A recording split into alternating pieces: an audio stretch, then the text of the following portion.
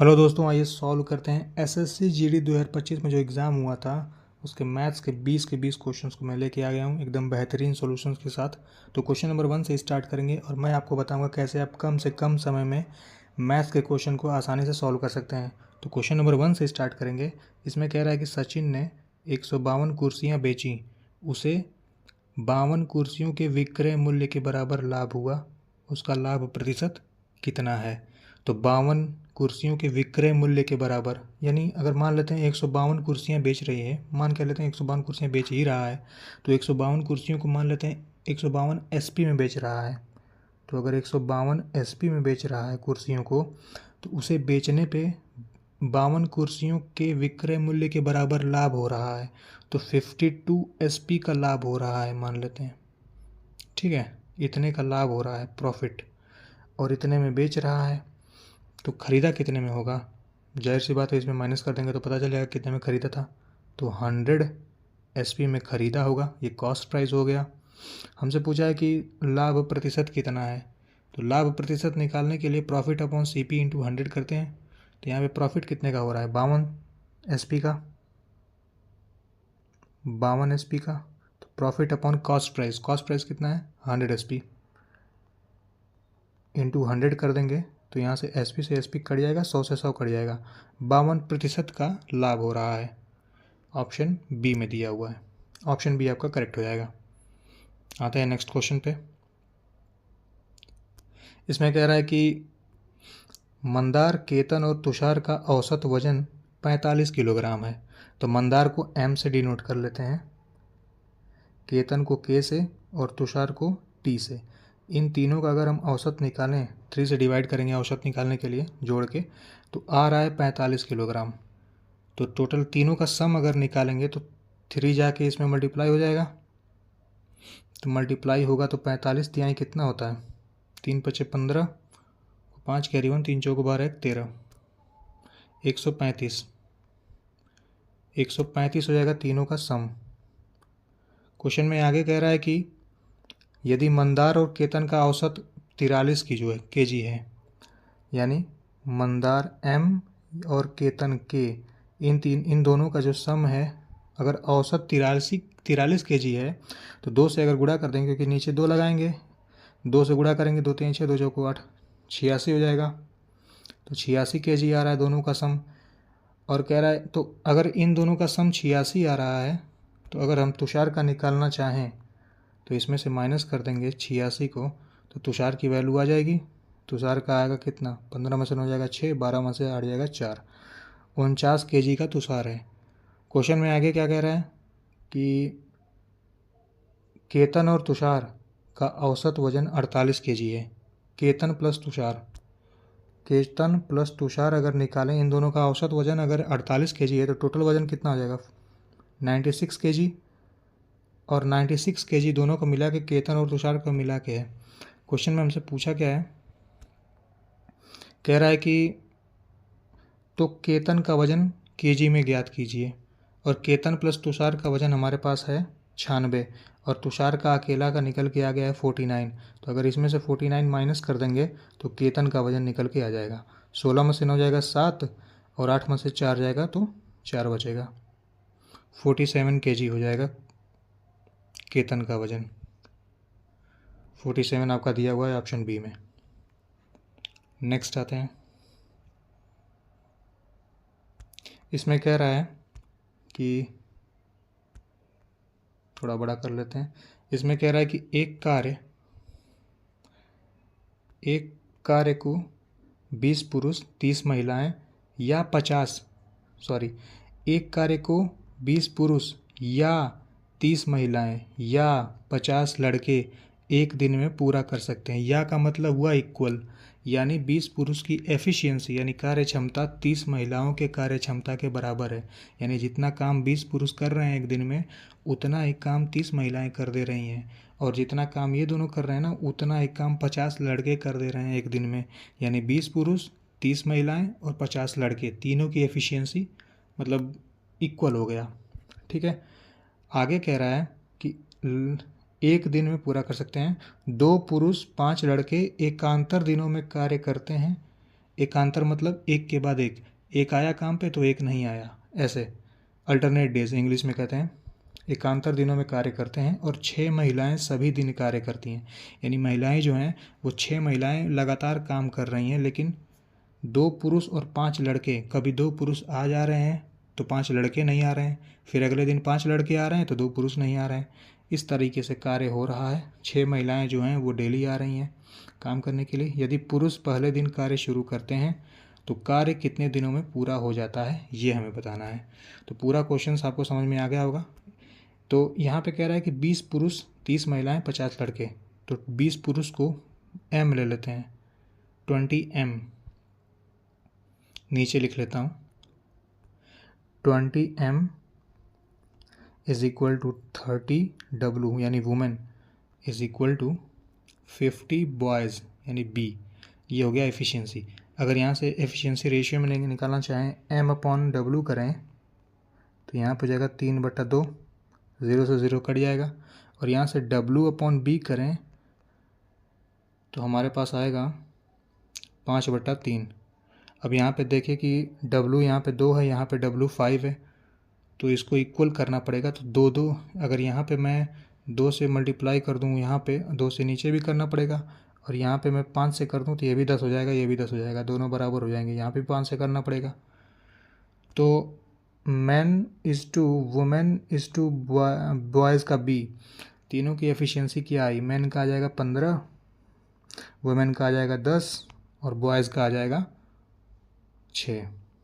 यानी एक आदमी एक दिन में 15 काम, एक औरत एक दिन में 10 काम और एक लड़का एक दिन में 6 काम कर रहा है। ये आ गई एफिशिएंसी। ठीक है। अगर टोटल वर्क हमें निकालना हो तो टोटल वर्क निकालने के लिए चाहे तो इसमें मैन की एफिशिएंसी रख के 20 से मल्टीप्लाई कर दीजिए तो आ जाएगा, या वुमेन की एफिशिएंसी रख के यहाँ पे मल्टीप्लाई कर दीजिए तो टोटल वर्क आ जाएगा, या फिर यहाँ पे बॉयज़ की एफिशिएंसी रख के मल्टीप्लाई कर दीजिए तो टोटल वर्क आ जाएगा। तो हमसे पूछा है कि टोटल वर्क कितने दिन में कंप्लीट होगा अगर अल्टरनेट डेज पे वो काम हो। तो टोटल वर्क सबसे पहले निकाल लेते हैं। या तो फिर यहाँ पे मैन की एफिशिएंसी रखिए, चाहे यहाँ से निकाल लीजिए चाहे यहाँ से, कहीं से भी निकाल सकते हैं। तो अगर मैन वाले में मैन की एफिशिएंसी रख के 20 से मल्टीप्लाई करें, मैन की एफिशिएंसी क्या है? एक दिन में 15 काम हो रहा है, एक दिन में 15 काम हो सकता है एक आदमी। तो 20 दिन में 20 से मल्टीप्लाई कर देंगे। 20 मैन का क्या, 20 मैन मिल के एक दिन में कितना काम करेंगे? जब एक आदमी मिल के एक दिन में 15 काम कर रहा है तो 20 आदमी कितना काम करेंगे? 300 काम करेंगे। यही हो गया 300 टोटल वर्क। और ये 300 आएगा, इसमें भी मल्टीप्लाई करेंगे तो भी। इसमें वुमेन की एफिशिएंसी रखेंगे, वुमेन की एफिशिएंसी कितनी है? 10 है, 10 से 30 में मल्टीप्लाई करेंगे तो भी 300 आएगा। और यहाँ पे बॉयज़ में 6 रखेंगे, 6 में 50 से मल्टीप्लाई करेंगे तो भी 300 आएगा। यानी टोटल वर्क हो गया हमारा 300। आगे क्वेश्चन में क्या कह रहा था? इसमें कह रहा था कि 6 महिलाएं सभी दिन कार्य करती हैं, और ऊपर यहाँ पे कह रहा 2 पुरुष और 5 लड़के एकांतर दिनों में कार्य कर रहे हैं, और 6 महिलाएं सभी दिन कार्य कर रही हैं। तो जो 6 महिलाएं हैं, एक महिला एक दिन में 10 काम कर रही हैं, तो 6 महिलाएं एक दिन में कितना काम करेंगी? 60 काम करेंगी। और कह रहा है कि 2 पुरुष, क्वेश्चन में कहा गया 2 पुरुष और 5 लड़के एकांतर दिनों में काम कर रहे हैं। और काम कौन स्टार्ट कर रहा है? यदि पुरुष पहले दिन कार्य शुरू करता है, पुरुष पहले दिन कार्य शुरू करता है, ये कहा गया है। तो पहले पुरुष आएंगे, 2 पुरुष आएंगे काम शुरू करने के लिए, फिर अगले दिन 5 लड़के आएंगे। तो 2 पुरुष आएंगे काम शुरू करने के लिए 6 महिलाओं के साथ। तो एक पुरुष एक दिन में कितना काम कर रहा है? 15 काम कर रहा है। एक पुरुष एक दिन में 15 काम, तो 2 पुरुष एक दिन में कितना काम करेंगे? 30 काम करेंगे। यानी पहले दिन तो 30 काम हो गया। फर्स्ट डे टोटल कितना काम हो गया? 90 काम हुआ। ठीक है। सेकेंड डे क्या होगा? वो 2 पुरुष जो आए थे पहले दिन वो तो नहीं आएंगे, लेकिन 5 लड़के आएंगे, और 5 लड़कों का, एक लड़के का एफिशिएंसी कितना है? 6 है। तो 5 लड़के कितना काम करेंगे? 30 काम करेंगे। 5 6 का 30 होता है। तो 30 काम वो करेंगे, और महिलाएं जो हैं 60 काम कर रही हैं एक दिन में। तो दूसरे दिन भी 30 और 60 कितना होगा? 90। यानी सेकेंड डे भी 90 काम हुआ। यानी कुल मिला के 2 दिन में 180 काम हुआ। 2 दिन में 180 काम हुआ। हमें काम टोटल कितना करना है? 300 काम करना है। तो 2 दिन लग गए हैं 180 काम करने में। तो फिर तीसरे दिन काम होगा, तीसरे दिन जब काम होगा, 3 दिन, तीसरे दिन जब काम होगा तो फिर 90 काम होगा, क्योंकि फिर 2 पुरुष आएंगे और 6 महिलाएं आएंगी। तो फिर जब 90 काम होगा तो इसको ऐड करेंगे तो टोटल काम कितना हो जाएगा 270, यानी 3 दिन में 270 काम हो गया। अभी भी 30 काम बचा हुआ है, ठीक है। और फिर जब चौथे दिन, तीसरे दिन के बाद चौथे दिन जब आएंगे तो 3 दिन प्लस काम हो चुका है। चौथे दिन जब आएंगे तो काम तो वो 90 कर देंगे, हर दिन 90 काम हो रहा है तो काम तो वो 90 कर देंगे, लेकिन करना कितना है, 30 काम करना है। यानी 3 दिन तो पूरा लगा, चौथे दिन में इतना भाग लगा केवल, यानी टोटल इतना दिन में काम खत्म हो गया। इसको फ्रैक्शन में करेंगे 1/3 हो जाएगा। 3 सही 1/3 आंसर होगा, यानी 3 सही 1/3 दिन लगा उस काम को पूरा करने के लिए। आई होप आपको समझ में आया होगा। ऑप्शन डी आपका करेक्ट हो जाएगा। नहीं समझ में आया होगा एक बार ज़रूर देख लीजिएगा दोबारा। नेक्स्ट, इसमें कह रहा है कि यदि x का 2% 348 है तो x किसके बराबर है। x का 2% का फ्रैक्शन था 1/50, ये बराबर है 348 के। तो x की वैल्यू क्या हो जाएगी, 5/40 को 0, 5 चौक को 20, 4 24, 5 3 15 2 17, 17,400 के बराबर हो जाएगा। ऑप्शन ए में आपका आंसर है। नेक्स्ट, वह छोटी से छोटी प्राकृतिक संख्या ज्ञात कीजिए जो 26, 8, 11 और 13 से विभाज्य हो। यानी इन चारों से जो नंबर विभाज्य होगा, छोटी से छोटी प्राकृतिक संख्या ज्ञात करनी है। तो सबसे पहले देखते हैं ऑप्शंस। ये दिया 1126, 1144, 1201। चूँकि 1201 तो एक ऑड नंबर है, और यहाँ ऑप्शन में ऊपर जो है 26 एक इवन नंबर है, 8 भी एक इवन नंबर है। कोई भी इवन नंबर किसी भी ऑड नंबर को बड़ी मतलब पूरी तरीके से डिवाइड नहीं करता है, तो ये तो ऑप्शन वैसे ही हट गया, ये नहीं होगा। अब चेक कर लेते हैं 8 की डिविजिबिलिटी चेक कर लेते हैं। 8 से कोई नंबर तभी डिवाइड होगा जब लास्ट का 3 डिजिट 8 से डिवाइड हो जाए। तो क्या इसका लास्ट का 3 डिजिट 8 से डिवाइड होगा, नहीं होगा, ये भी ऑप्शन गया। 1126 दिया हुआ है ऑप्शन ए में, क्या इसका लास्ट का 3 डिजिट 8 से डिवाइड होगा, 8 एकम 8, 4 46, नहीं होगा, ऑप्शन ए भी गया। तो बचा क्या, ऑप्शन बी 1144, ये 8 से डिवाइड हो जाएगा, 8 एकम 8, 6 8 और 64, ये हो जाएगा पूरी तरीके से डिवाइड। ऑप्शन बी आपका करेक्ट हो जाएगा। ऐसे आप डिविजिबिलिटी चेक करके निकाल सकते हैं।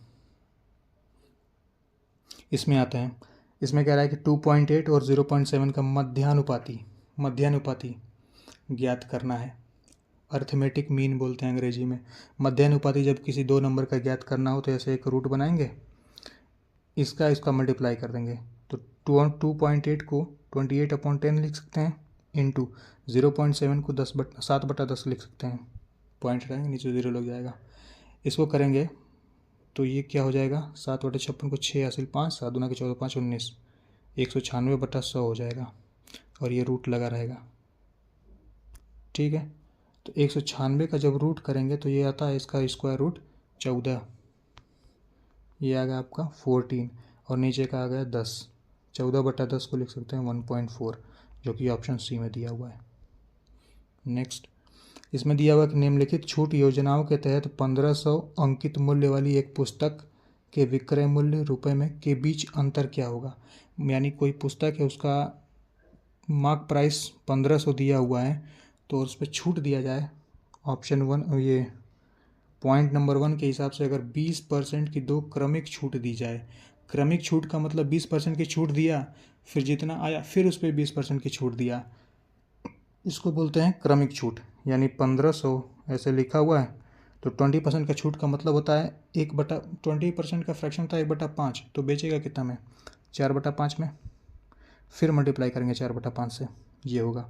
तो 5 से इसको काटेंगे तो जाएगा 300 बार में, फिर इसको काटेंगे तो ये जाएगा 60 बार में, ठीक है।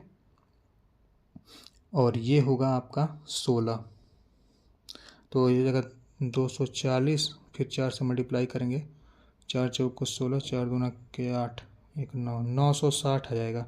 यानी वो 960 रुपये में बेचेगा। 20% की 2 क्रमिक छूट देगा तो 960 में बेचेगा।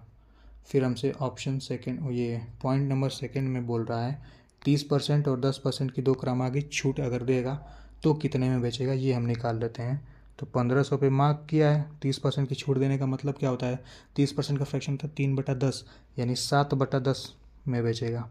और 10% का होता है 1/10, यानी 9/10 में बेचेगा।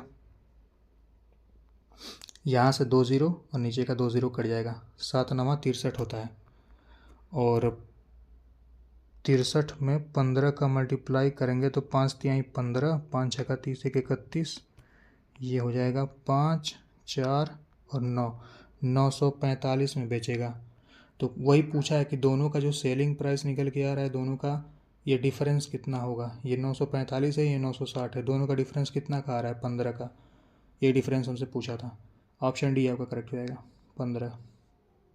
नेक्स्ट 8 में क्या कह रहा है कि एक व्यक्ति है जो 78 किलोमीटर प्रति घंटा की चाल से कोलकाता से अहमदाबाद जाता है तथा उसी मार्ग से 91 किलोमीटर प्रति घंटा की चाल से कोलकाता वापस आ जाता है। यानी जितने डिस्टेंस गया है उतनी डिस्टेंस वापस आया है, बस उसकी स्पीड अलग अलग है दोनों केस में। तो कह रहा है कि पूरी यात्रा के दौरान उसकी औसत चाल ज्ञात कीजिए। यानी अगर डिस्टेंस सेम हो, जितना डिस्टेंस गया उतना ही डिस्टेंस आया, तो उसका जो औसत चाल निकलेगी उसका फॉर्मूला था 2xy into 2xy upon x plus Y. तो x कितना है, 78 है, इंटू 91 अपॉन 78 प्लस 91 हो जाएगा 8 1 9 9 8 1 9 9 7 16 169। इसको 13 से डिवाइड करेंगे, 13 बार में जाएगा, इस 13 से ये 7 बार में जाएगा, और ये 13 से 6 बार में जाएगा। 6 7 होता है 42, अब 42 दूना के 84। ऑप्शन डी आपका करेक्ट हो जाएगा। ये हो गया आपका एवरेज स्पीड। नेक्स्ट इसमें कह रहा है कि ईंधन की कीमत क्रमागत 3 महीनों में 55%, 10% और 20% कम की गई है। ठीक है, यानी 55% कम किया गया, 10%, 20% कम की गई है, लेकिन चौथे महीने में 65% की वृद्धि कर दी गई। तो चौथे महीने में ईंधन की कीमत में उसकी मूल कीमत की तुलना में कितने प्रतिशत की वृद्धि हुई है या कमी हुई है, ये हमें बताना है। तो 55% की कमी की गई है, तो 55% का फ्रैक्शन होता है 55/100, यानी 5 से काटेंगे तो 11 बट्टा आता है 20। यानी कोई नंबर अगर 20 रहा होगा तो 11 की कमी किया हुआ तो कितना हो गया, 9 हो गया। फिर कह रहा है 10% का कमी किया गया, तो 10% का फ्रैक्शन होता है 1/10, यानी कोई नंबर 10 रहा होगा तो 1 की कमी करके 9 कर दिया गया होगा। 20% की कमी की गई तो 20% का फ्रैक्शन होता है 1/5, यानी कोई नंबर 5 रहा होगा तो 1 की कमी करके 4 कर दिया गया। ये 3 महीने का क्रमागत हो गया। कह रहा है कि चौथे महीने में 65% की वृद्धि कर दिया गया। 65% की वृद्धि करने का मतलब होता है 65/100, यानी 13/20, यानी कोई नंबर 20 रहा होगा तो 13 बढ़ा दिया गया तो 33 कर दिया गया। ठीक है, अब इन चारों को मल्टीप्लाई करेंगे तो देखेंगे कि कमी हुआ है तो कितना परसेंट की कमी हुआ है, वृद्धि हुआ तो कितना परसेंट की वृद्धि हुआ है। तो 20 यहाँ पे 200 होता है, 200 गुणे 5 करेंगे तो 1000 हो जाएगा। 1000 में 200, 1000 में 20 से मल्टीप्लाई करेंगे तो हो जाएगा 20,000। ये हो गया 20,000। तो 20,000 से कोई नंबर 99 81 81 चौक को 324 होता है। 324 इंटू 33 करेंगे तो ये हमारे पास आएगा 3 चौक को 12, 3 दूना के 6 1 7, 3 3 9, तो 279 यहाँ पे हो जाएगा हमारे पास 10,692। ठीक है, वो नंबर हो गया 10,692।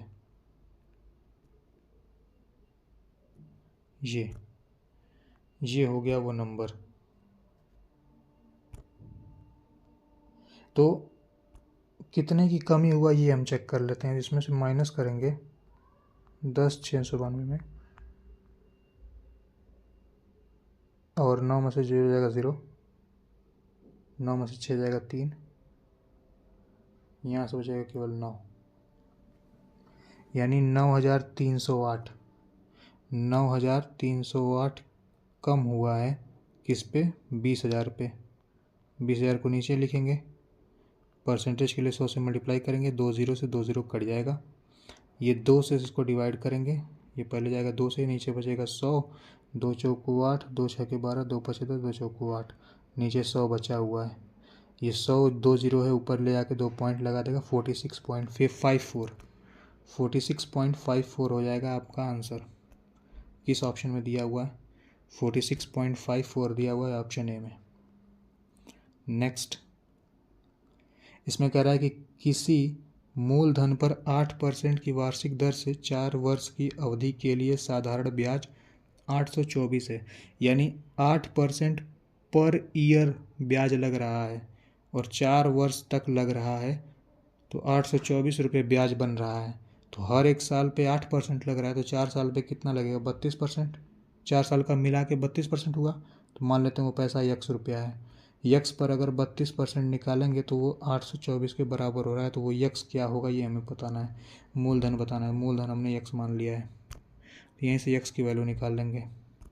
यक्स इज इक्वल टू होगा 824 गुणे 100 नीचे 32, 4 से गुणा करेंगे, 4 से डिवाइड करेंगे, 4 दूना के 8, 4 छक्का 24, 206 ऊपर, नीचे हो जाएगा 8, ये हो जाएगा 2 चौको 8, 2 एक कम 2, 103 नीचे हो जाएगा। गुणा करेंगे ये 25 गुणे 103 करेंगे, वो होगा आंसर हमारा 103 नीचे हो जाएगा 25, 5 3 15 5, ये हो जाएगा 5, 2 3 6, 2 एक कम 2, 5 7 5 2, 25 75, एक्स की वैल्यू 25 75 आएगी। 25 75 आपका दिया हुआ है ऑप्शन डी में, ये रहा ऑप्शन डी आपका करेक्ट हो जाएगा।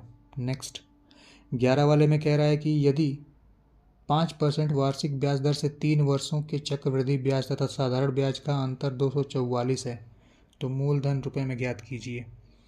यानी 5% का रेट दे रखा है, 5% का फ्रैक्शन होता है 1/20।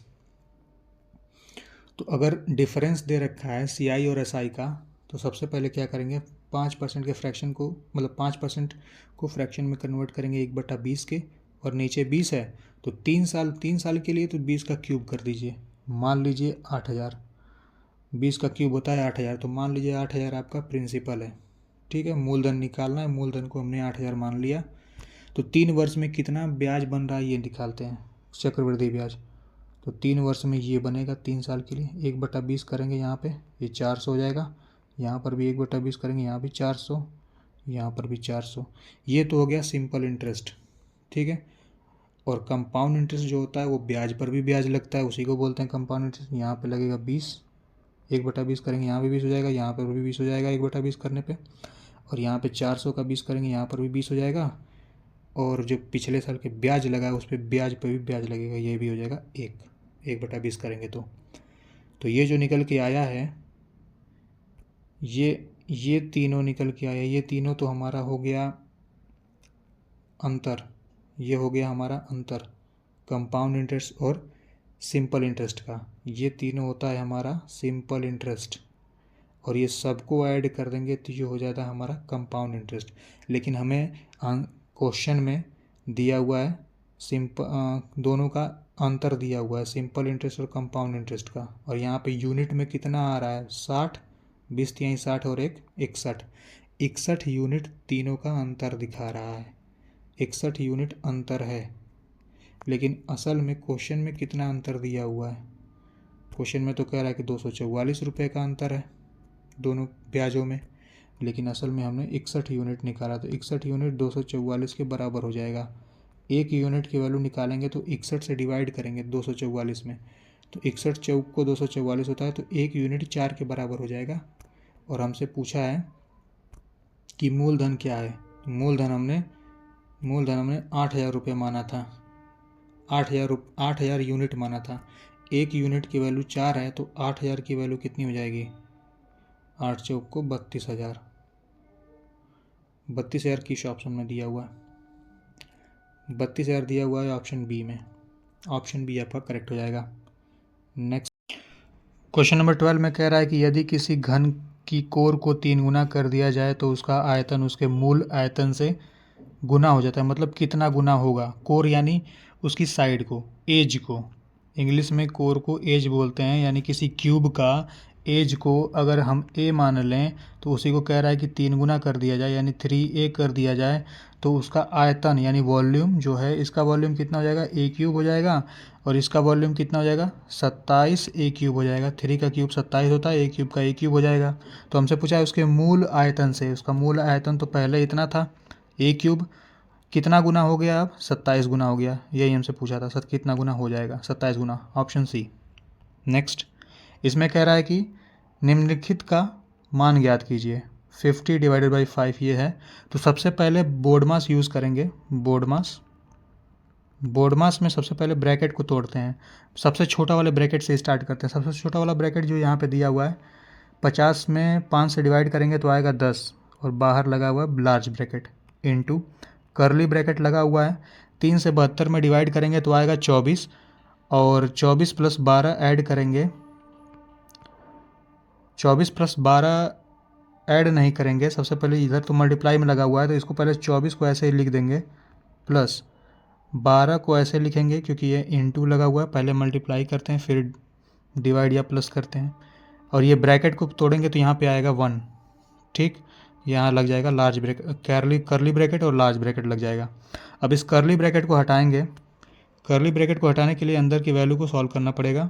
तो 12 एक कम 12 हो जाएगा, और 12 में 24 को ऐड फिर करेंगे तो हो जाएगा 36। 36 हट लगाएंगे तो कर्ली ब्रैकेट हट जाएगा, बाहर बचा है मल्टीप्लाई में 10। 10 से 36 में मल्टीप्लाई करेंगे तो हमारे पास आएगा 360। 360 आपका आंसर हो जाएगा, जो कि ऑप्शन बी में दिया हुआ है। नेक्स्ट, क्वेश्चन नंबर 14 में कह रहा है कि एक विश्वविद्यालय में 500 फैकल्टी मेंबर्स केवल पुरुष और महिला हैं, यानी पुरुष और महिला मिला के टोटल विश्वविद्यालय में 500 लोग हैं।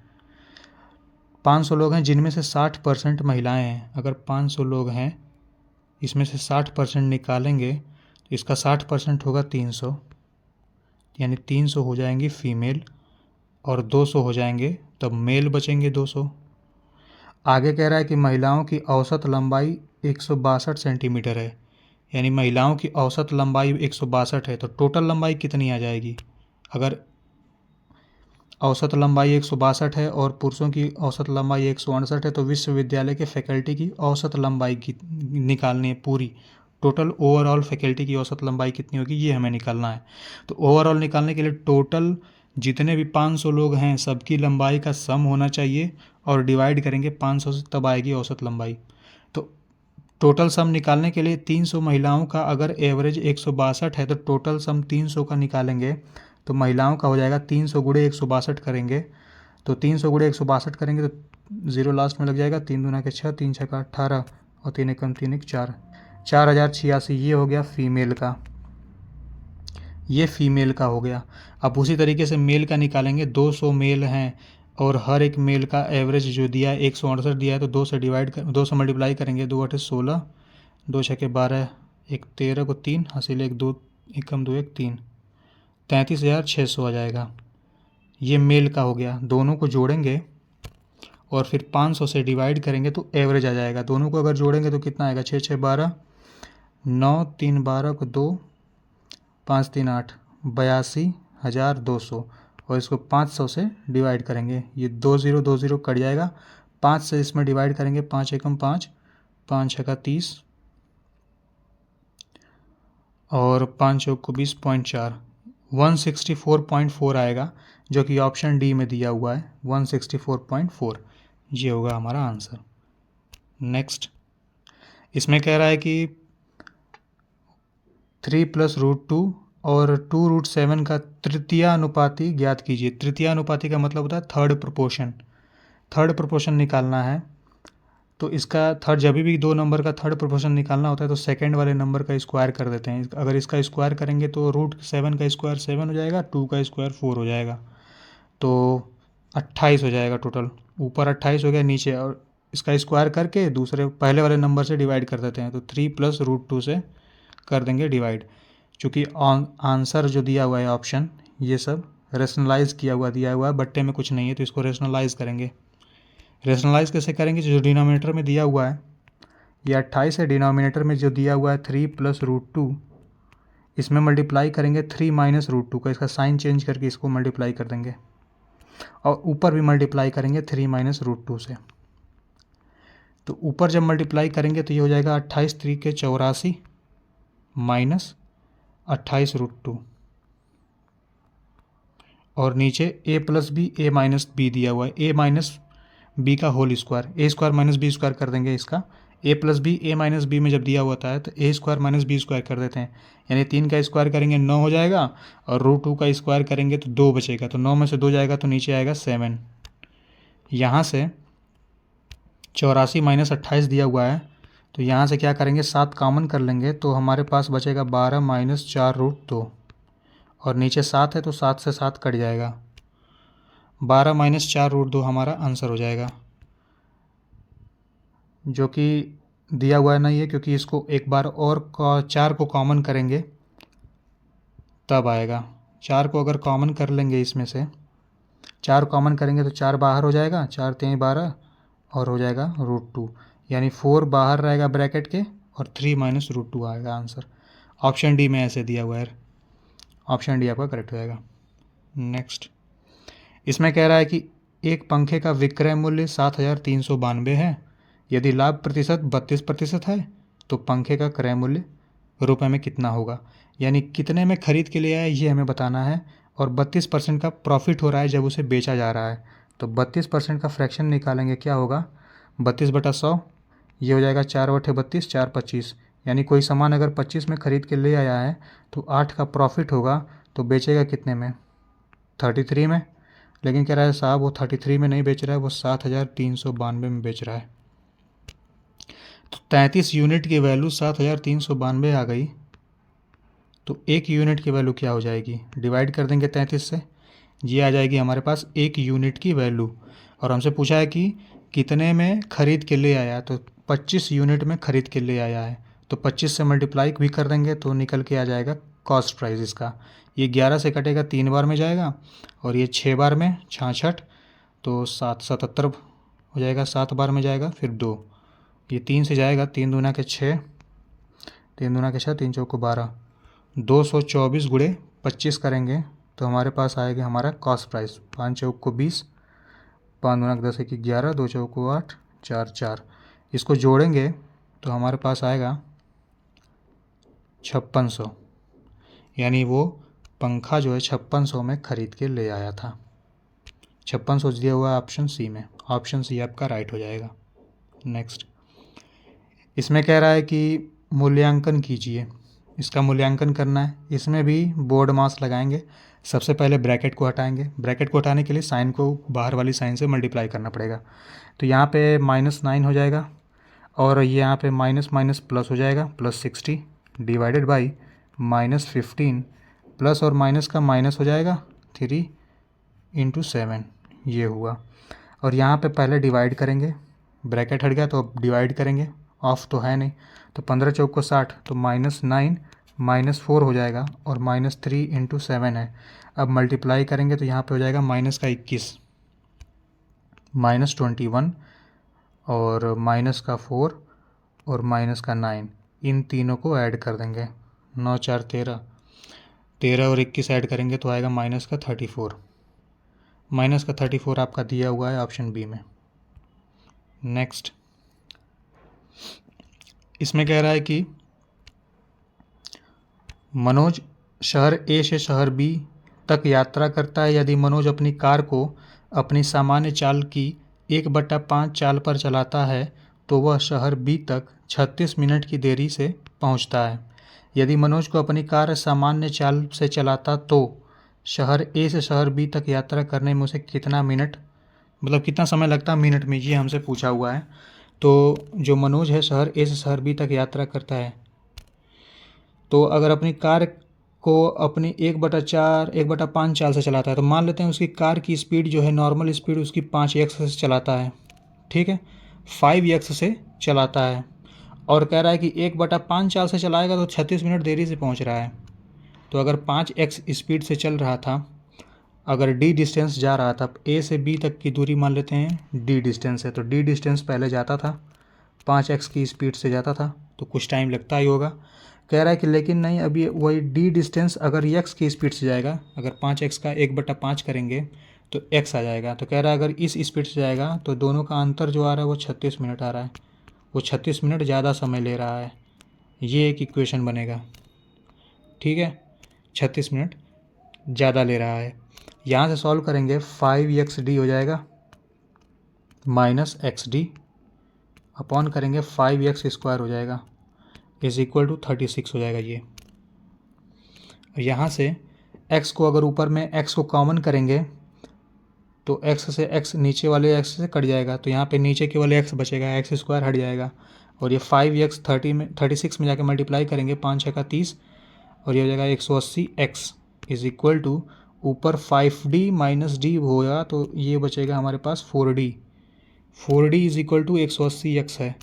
तो यहाँ पे d इज इक्वल टू यानी डिस्टेंस जो हमने माना था a से b के बीच का वो d की वैल्यू आएगी 4 चौको 16 4 25 20 45x ये डिस्टेंस आ गई। ठीक है, हमसे क्वेश्चन में पूछा गया है, हमसे कह रहा है कि ए शहर से बी तक यात्रा करने में उसे कितना समय मिनट में लगता है। तो कितना समय लग रहा है मिनट में ये हमें बताना है। तो पुरानी उसका स्पीड जो है उसकी स्पीड 5x थी, डिस्टेंस जो कि 45x हमने निकाल लिया है और 5x की स्पीड से अगर जाएगा तो 5 9 45 यानी 9 मिनट समय उसको लगेगा। 9 मिनट किस ऑप्शन में दिया हुआ है? दिया हुआ है ऑप्शन ए में। ऑप्शन ए आपका करेक्ट हो जाएगा।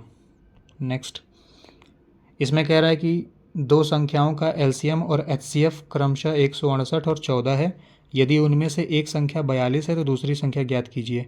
इसका फॉर्मूला होता है, पहले भी मैंने बताया, एलसीएम इंटू एचसीएफ करते हैं तो प्रोडक्ट ऑफ टू नंबर्स, जिन नंबर का हमने एचसीएफ और एलसीएम निकाला हुआ है। तो यहाँ से एलसीएम कितना दिया हुआ है 168, एचसीएफ दिया हुआ है 14 और यहाँ पे एक नंबर हमारे पास नहीं तो उसको अगर हम यक्स ले लें, दूसरा नंबर 42 है तो यक्स इज इक्वल टू करेंगे तो ये 42 चला जाएगा इसमें डिवाइड में और ये 14 से जाएगा 3 बार में और 3 से इसको काटेंगे तो हो जाएगा 3 5 15 3 6 18 56 आएगा। ऑप्शन ए आपका करेक्ट हो जाएगा। अब आते हैं लास्ट क्वेश्चन की तरफ, क्वेश्चन नंबर 20 में। इसमें कह रहा है कि शान के पास 1612 रुपये हैं, उसने इसे अपने पुत्रों पीयूष और मनोज के बीच बांट दिया तथा उन्हें इसे वार्षिक रूप से चक्रवृद्धि होने वाले 8% ब्याज दर पर निवेश करने को कहा। मतलब 1600 पीयूष को पी रुपया मान लेते हैं दिया हुआ है और मनोज को एम रुपया दिया हुआ है, तो दोनों का मिला के 1612 रुपया दोनों को मिला के दिया हुआ है। अब दिया उसने मिला के फिर बोला कि तुम दोनों इन्वेस्ट करो कंपाउंड इंटरेस्ट पे 8% के रेट से, 8% प्रति वर्ष की ब्याज दर से इन्वेस्ट करो कंपाउंड इंटरेस्ट पे। और यह देखा गया कि पीयूष और मनोज को क्रमशः 12 यानी पीयूष ने 12 साल के लिए इन्वेस्ट किया, मनोज ने 13 साल के लिए इन्वेस्ट किया के बाद समान धनराशि प्राप्त हुई। यानी जो अमाउंट प्राप्त हुआ है, प्रिंसिपल प्लस ब्याज जो प्राप्त हुआ है पीयूष को 12 साल बाद, मनोज को 13 साल बाद, वो सेम निकल के आया है। तो हमसे पूछा है कि शान ने पीयूष को कितनी धनराशि रुपये में दी थी, ये हमें बताइए। तो मान लेते हैं पी रुपये पीयूष को दिया, एम रुपये मनोज को दिया। तो पी रुपये अगर पीयूष को दिया है तो कंपाउंड इंटरेस्ट का फॉर्मूला होता है अमाउंट का, पी जितना पर पैसा दिया था पी 1 प्लस आर कितना है रेट 8% अपॉन 100 कर देंगे और कितनी बार ब्याज लगा है ये हमें निकालना है। तो पीयूष को अगर 12 साल के लिए दिया है और 8% जो ब्याज है हर साल लग रहा है तो यानी 12 बार ब्याज लगेगा तो 12 इसका पावर हो जाएगा। और ये जो अमाउंट निकल के आया है ये बराबर होगा जो मनोज को पैसा दिया है M 1 plus R upon 100 power हो जाएगा एम जो लगेगा यहाँ पे जो ब्याज लगेगा वो 13 बार लगेगा क्योंकि 13 साल के लिए दिया हुआ है। यहाँ से पी और एम का रेशियो निकालेंगे तो ये 4 से जाएगा 2 बार में, ये जाएगा 25 बार में। तो 25 1 प्लस 2/25 करेंगे तो 27/25 हो जाएगा, 27/25 और बाहर है हमारे पास p और इसके होल के पावर 12 है is equal to M whole के पावर 27/25 होल के पावर कितना है 13, ये हो जाएगा। अगर हम m को p के नीचे लेके जाएं, p अपॉन यम कर दें इज इक्वल टू तो 27/25 होल के पावर जो 13 है ये डिवाइड करेगा इसको 27/25 होल के पावर 12। अगर इससे हम डिवाइड करें तो ये 12 पावर इसके 13 पावर काटेगा, केवल एक पावर बचेगा, 27/25 हमारे पास बचेगा केवल ये बचेगा। यानी P और M का हमारे पास रेशियो आ गया, P का रेशियो 27 यूनिट, m का यूनिट हो गया 25, और दोनों का मिला के जो हमारे पास पैसा दिया है दोनों को, वो दिया है 1612 रुपये, दोनों को मिला के दिया हुआ है। तो अगर हम इनके यूनिट को जोड़ा जाए तो 25 और 27 को जोड़ेंगे तो हमारे पास आएगा 7 5 12 और ये 52 आएगा। लेकिन अगर पैसे को जोड़ा जाए तो 1612 रुपये दिया हुआ है। एक यूनिट की वैल्यू आएगी 1612/52, एक यूनिट की वैल्यू हो गई। हमसे क्वेश्चन में पूछा था कि पीयूष को कितना रुपये दिया, तो पीयूष की जो यूनिट है हमारे पास 27 यूनिट है, तो 27 यूनिट पीयूष को दिया होगा। तो यहाँ से एक यूनिट की वैल्यू 1612/52 है, तो 27 यूनिट के लिए ये 27 से मल्टीप्लाई कर देंगे। 1612 को 13 से डिवाइड करेंगे, 13 एकम 13 जाएगा, 3 13 दूना के 26, 13 चौको 52, और ये नीचे आएगा 4, 4 से इसको डिवाइड करेंगे, 4 3 12, 4 एकम 4, 31 गुणे 27 करेंगे। जब 31 गुणे 27 करेंगे तो हमारे पास आएगा 837, यानी 837 रुपये उसने पीयूष को दिया। अब अगर हमसे ये पूछ देता कि मनोज को कितना दिया, तो 837 माइनस कर देते 1612 में से, तो 837 आपका आंसर हो जाएगा, ऑप्शन डी आपका करेक्ट हो जाएगा। आई होप आपको जितने क्वेश्चन मैंने समझाया है आपको समझ में आया होगा। वीडियो अच्छी लगी तो वीडियो को लाइक करिएगा, सोल्यूशन अच्छा लगा तो प्लीज़ वीडियो को सब्सक्राइब करिएगा, चैनल को सब्सक्राइब करिएगा, वीडियो को लाइक करिएगा, सपोर्ट करिए। Thank you. ऐसे ही और भी मैं मैथ्स के क्वेश्चन को लेके आता रहूँगा आगे क्वेश्चन में। Thank you.